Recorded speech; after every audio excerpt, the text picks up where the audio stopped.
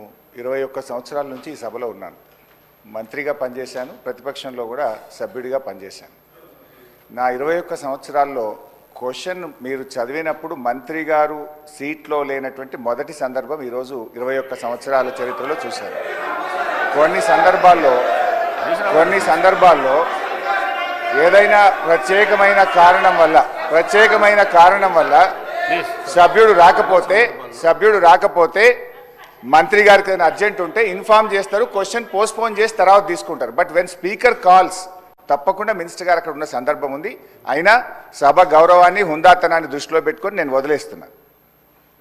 అధ్యక్ష, ఈరోజు గౌరవనీయులు బట్టి విక్రమార్క గారు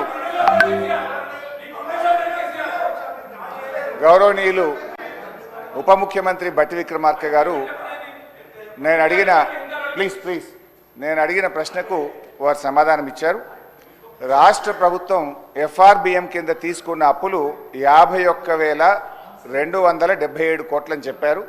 అఫ్కోర్స్ ఈరోజు ఉదయం నేను రిజర్వ్ బ్యాంక్ ఆఫ్ ఇండియాది కూడా రిపోర్ట్ తీసుకున్న పొద్దున్నే నెట్లో. ఈరోజు కలిపితే ఇంకో 3,000 కోట్లు పెరిగింది. ఆల్రెడీ ఇంతకుముందే 2003వ తారీఖు 5వ తారీఖు తీసుకున్నారు. ఇవాళతో కలిపితే ఇంకో 1000 పెరిగింది. 55,277 కోట్లు ఎఫ్ఆర్బిఎం కింద తీసుకున్నారు. కార్పొరేషన్ గ్యారంటీల కింద 61,991 కోట్లు తీసుకున్నారు. 10,099 కోట్లు గ్యారంటీ లేకుండా తీసుకున్నారు. మొత్తంగా కాంగ్రెస్ పార్టీ ఏడాది పాలనలో చేసిన అప్పు ఎంత అంటే 1,27,208 కోట్లు. ఒక్క ఏడాదిలో వీళ్ళు చేసిన అప్పు 1,27,208 కోట్లు. 5 ఏళ్లకు మనం లెక్క కడితే ఎంత అవుతుందంటే అధ్యక్ష, 6,36,040 కోట్ల రూపాయలు 5 ఏళ్లలో కాంగ్రెస్ ప్రభుత్వం చేయబోయే అప్పుగా దీన్ని బట్టి మనకు స్పష్టంగా కనబడతా ఉంది. ఇకపోతే అధ్యక్ష, ఈ మధ్యకాలంలో కాంగ్రెస్ పార్టీ నాయకులు వైట్ పేపర్, కాంగ్రెస్ పార్టీ పెట్టిన వైట్ పేపర్ బుక్ కూడా తెచ్చాను అధ్యక్ష. ఇది వైట్ పేపర్. అదేవిధంగా బట్టి విక్రమార్క గారు ఈ సభలో పెట్టిన పేపర్. దీని ఆధారంగా నేను పోయినసారి బడ్జెట్ సమావేశాల్లో కూడా చాలా స్పష్టంగా చెప్పాను. మీరు గతంలో బీఆర్ఎస్ పార్టీ 10 ఏళ్ల కాలంలో 671 అని ఒకరంటారు, 7 లక్షల కోట్లని ఒకరంటారు, 711 అని నోటికొచ్చినట్టు మాట్లాడుతున్నారు. I challenge in this house, ఒకరోజు స్పెషల్గా డిబేట్ పెడతారా పెట్టండి, లేదు ఆడిటర్లను పిలిచి పెడతారా, ఫైనాన్స్ డిపార్ట్మెంట్ పెట్టి పిలుస్తారా పిలవండి. ఐ వాంట్ టు ప్రూవ్ 10 ఏళ్ల బీఆర్ఎస్ కాలంలో జరిగిన మొత్తం అప్పు కేవలం 4,17,496 మాత్రమే. కానీ గోరంతలు కొండంతలు చేసి గోబల్స్ ప్రచారం చేసేటువంటి ప్రయత్నాన్ని ఈ సభ ద్వారా నేను తీవ్రంగా ఖండిస్తూ ఉన్నాను. గతంలో గౌరవనీయులు బట్టి విక్రమార్క గారు ఎన్నికల ముందు ఆదాయాన్ని సమకూర్చడంలో కాంగ్రెస్ పార్టీకి అపారమైనటువంటి అనుభవం ఉంది, హామీలన్నీ నెరవేర్చడం మాకు పెద్ద సమస్యే కాదు అని ఎన్నికల ముందు చెప్పారు. వీడియో కూడా ఉంది, కావాలంటే పంపిస్తాను. ఇప్పుడు అధికారంలోకి వచ్చిన తర్వాత ఏమైంది, ఏడాది అయింది, హామీలు ఎప్పుడు అమలు చేస్తారంటే అప్పుల పేరు చెప్పి తప్పించుకునేటువంటి ప్రయత్నం చేస్తున్నారు. ఒక అబద్ధాన్ని 100 సార్లు చెప్తే నిజమైతే అనే విధంగా గోబల్స్ ప్రచారం చేస్తూ ఉన్నారు. అందుకే ఈ శాసనసభ వేదికగా సభ్యులకు రాష్ట్ర ప్రజలకు కూడా ఈ 7 లక్షల కోట్ల అప్పు అని కాంగ్రెస్ పార్టీ చేస్తున్న ప్రచారం తప్పు అని ఈ సభ ద్వారా రాష్ట్ర ప్రజలకు నేను తెలియజేయదలుచుకున్నా అధ్యక్ష. ఆర్బీఐ కంటే గొప్ప వాళ్ళు అయితే ఉండరు అధ్యక్ష. ఇన్ఫ్యాక్ట్ అధ్యక్ష, ఈ 4,17,496 కోట్లలో కూడా 10 ఏళ్ల బీఆర్ఎస్ పాలనలో 4-5 ప్రత్యేకమైన విషయాలు ఉన్నాయి. 2 వరుస కరోనా సంవత్సరాలు రావడం వల్ల కేంద్ర ప్రభుత్వం అప్పుడు మొత్తం దేశం యొక్క ఎకానమీ అతలాకుతలమైంది. మీరు రాష్ట్రాలు 1.75% అదనంగా అప్పులు తీసుకోండి, క్యాపిటల్ ఎక్స్పెండిచర్ చేయండి అని కేంద్ర ప్రభుత్వం చెప్పడం వల్ల మనము తీసుకున్నటువంటి అప్పులు కూడా ఉన్నాయి. ఇది కాకుండా ఉదయ్ స్కీమ్ ద్వారా, సార్ లెట్ మీ కంప్లీట్, ఆ తర్వాత అని చెప్పమనండి. Let me complete. Speaker sir, Harish Rao garu సభలో చాలా సంవత్సరాల నుంచి ఉన్నారని చెప్తా ఉన్నారు. వారికి అన్ని రూల్స్ తెలుసు, నిబంధనలు అన్నీ తెలుసు. క్వశ్చన్ అవర్లో క్వశ్చన్ను అడుగుతారు, సమాధానం చెప్తాం. క్వశ్చన్ ఉంటుంది కానీ వారు షార్ట్ డిస్కషన్ లాగా ఉపన్యాసం చెప్పుకుంటూ పోతా ఉన్నారు. మరి వారికి అనుభవం లేకనా, కావాలని సభను తప్పుదోవ పట్టించడం కోసం చేసే ప్రయత్నమా? మీరు అడిగారు, ఈ అప్పుల పైన మీరు తప్పుదోవ పట్టిస్తూ ఉన్నారు, గోబల్స్ ప్రచారం చేస్తున్నారు, ఏదంటే సభలో చర్చ పెట్టండి. ఎస్, మేము రాగానే సభలో చర్చ ఉండాలనే వైట్ పేపర్ పెట్టా మీరు చేసిన తప్పులు అన్నింటినీ. మళ్ళీ కావాలని అడుగుతుంటే మాకేం అభ్యంతరం లేదండి. మేము అసలు పూర్తిగా ఈ సభకి రాష్ట్ర ప్రజలకి వాస్తవాలన్నీ తెలియాలనేటువంటి ఆలోచనలో స్పష్టంగా ట్రాన్స్పరెంట్గా ఉన్న గవర్నమెంట్ ఇది. ఏది దాచుకోవాలని ప్రయత్నం చేయాలి మీలాగా. సో మీరు వాళ్ళ చర్చ పెడదామన్నా ఫైన్, షార్ట్ డిస్కషన్కి వీఆర్ రెడీ. మీరు ఏదో ఏ ఫామ్లో ఇస్తారో ఇవ్వండి, గౌరవ సభాపతి గారికి ఇవ్వండి, వారి అనుమతితో వారు ఇస్తే టైం ఇస్తే we are ready to debate sir. అంతేగాని ప్రశ్నలంతా వదిలిపెట్టి మొత్తం పాత కథలన్నీ చెప్పుకుంటూ వారి చరిత్ర అంతా చెప్పుకోవడానికి ప్రయత్నం చేస్తే అది వినటానికి మేము ఈ ప్రశ్న క్వశ్చన్ అవర్ ఇట్లా వేస్ట్ చేయొద్దు అధ్యక్ష. ఎవరు భుజాలు తడుముకుంటున్నారో స్పష్టంగా అర్థమైంది, ప్రజలైతే చూస్తున్నారు. అయితే అయితే అయితే గౌరవ డిప్యూటీ స్పీకర్ గారి యొక్క సవాల్ను నేను స్వీకరిస్తా ఉన్నా.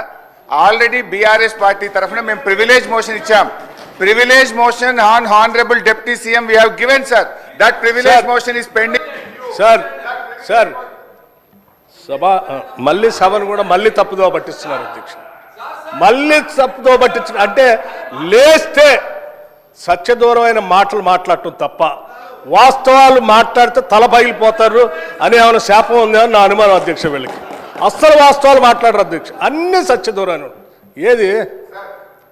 ఏంది ప్రివిలేజ్ మోషన్? మీరు ఆ ప్రివిలేజ్ మోషన్ ఇచ్చేది అధ్యక్ష. వీళ్ళు ప్రివిలేజ్ మోషన్ ఇస్తారా సభా నిబంధనల గురించి, సభా నియమాల గురించి? దేనికి ప్రివిలేజ్ మోషన్ అధ్యక్ష? దేనికి? నిన్న చూపించాను నేను అధ్యక్ష. రూల్స్ బుక్ వాళ్ళ హయాంలో తయారు చేసిందే. పాత రూల్స్ బుక్ అన్నిటిని కూడా మార్చేసి వాళ్ళకు అనుకూలంగా ఉండేటట్టుగా రూల్స్ బుక్ అంతా తయారు చేసుకొని సభలు పెట్టి ఆ రూల్స్ బుక్లో ఏం చూపించారు అధ్యక్ష? స్పష్టంగా ప్లకార్డ్స్ తీసుకొని రావద్దు, స్లోగన్స్ ఇవ్వద్దు, పొరపాట్లు అట్టు చేస్తే వాళ్ళ మీద చర్యలు తీసుకోవాలని చెప్పి అన్ని చాలా స్పష్టంగా రూల్స్ బుక్లో పెట్టి నిన్న మీరు చేసింది అధ్యక్ష. ఏం చేశారు మీరు? సభలో మీరు కానీ మీ నాయకుడు ఆనాడు ముఖ్యమంత్రిగా ఉన్నటువంటి కె చంద్రశేఖరరావు గారు సభలో చెప్పినటువంటి ఏ ఒక్క అంశాన్ని అమలు చేశారు అధ్యక్ష? సభ నిబంధనలు పూర్తిగా ఉల్లంఘించారు వాళ్ళు. హౌస్ ప్రివిలేజ్ మొత్తం పక్కదో పట్టించింది వాళ్ళు. ఒకటి కాదు, రెండు కాదు, 3 ఎకరాల భూమి బరాబర్ ఇస్తామని చెప్పారు దళితులు, గిరిజనులకు. ఇచ్చారా? ఈ సభలోనే కదా చెప్పింది వాళ్ళు. ఈ సభలోనే కదా అధ్యక్ష చెప్పింది. డబుల్ బెడ్రూమ్ ఇల్లు ఇస్తా అని చెప్పారు. ఇచ్చారా అధ్యక్ష? ఉద్యోగాలన్నీ పూర్తి చేస్తా బరాబర్ అన్నారు. చేశారా? 2 భిన్నమైనటువంటి డైలాగ్స్ నేను వినిపించగలను అధ్యక్ష. బరాబర్ ఉద్యోగాలు ఇస్తాం అన్నది ఒకటి, ప్రభుత్వంలో ఏడున్నాయి ఉద్యోగాలు యాడ తీసుకొచ్చి ఇస్తామని అడిగింది ఇక్కడ నుంచే. సభ నిబంధనలు నియమాల గురించి ప్రివిలేజెస్ గురించి వారు మాట్లాడితే ఎట్లా అధ్యక్ష? వారు ఏమన్నారు? నేను ప్రివిలేజ్ ఇచ్చారట. ఎందుకు? సభ జరిగేటప్పుడట సభలో ఏంటి ప్రభుత్వానికి సంబంధించిన అంశాలన్నీ బయట మాట్లాడకూడదు కదా, మీరు ఎట్లా మాట్లాడతారు? ఏం అధ్యక్ష నేను మాట్లాడింది ఏంటి?